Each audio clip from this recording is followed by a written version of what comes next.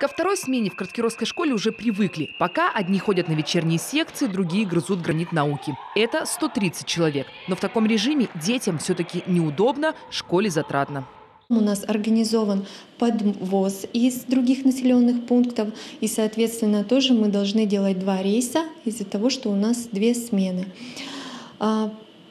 Неудобства еще связаны с тем, что мы, получается, не можем организовать какие-то мероприятия праздничные, совместные, конкретно именно по начальному звену с 1 по 4 класса. То есть тут тоже мы делим и детей, и мероприятия. Исправить ситуацию может лишь новое здание. Мечтают о новоселье и местные дошколята. В райцентре работают 3 детсада. 2 ждут капремонта. К примеру, здесь надо заменить крышу, обшить здание сайдингом, установить стеклопакеты. Как-никак именно это учреждение – визитная педагогическая карточка района. Сотрудничаем с Институтом усовершенствования учителей КРИРО, с лабораторией национальных проблем. И к нам приезжают на семинары как и с нашего муниципалитета педагоги, так и уже с Республики Коми. Поэтому хотелось бы Краткировский район представить с более, в красивом здании, встречать их.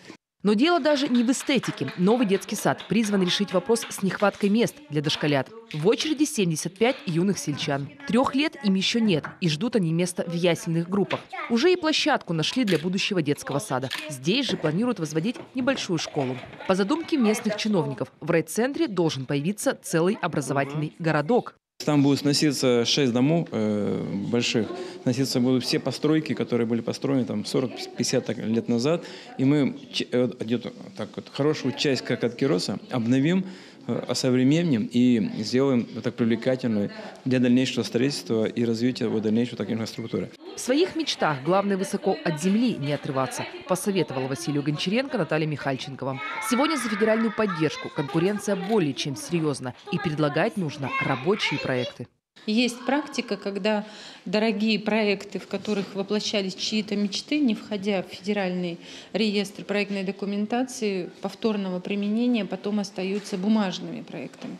Поэтому сейчас категорический запрет на такие проекты руководство региона ставит, и лично глава Сергей Анатольевич курирует проект по современным технологиям постройки. Мы проводили работу с Московским государственным архитектурно-строительным и другими проектными бюро для того, чтобы наши требования воплощались в проектно-сметную документацию. Сегодня один из таких проектов отрабатывается на школе в Дутово. Времени на раздумья у Краткировской администрации немного. Проекты должны быть готовы в этом году. Тогда заявиться на федеральную поддержку можно будет уже в 2019-м. Если решение получится оперативным, то и стройка будет не за горами. Виктория Палкина, Иван Богомолов, телеканал Юрган, Краткировский район.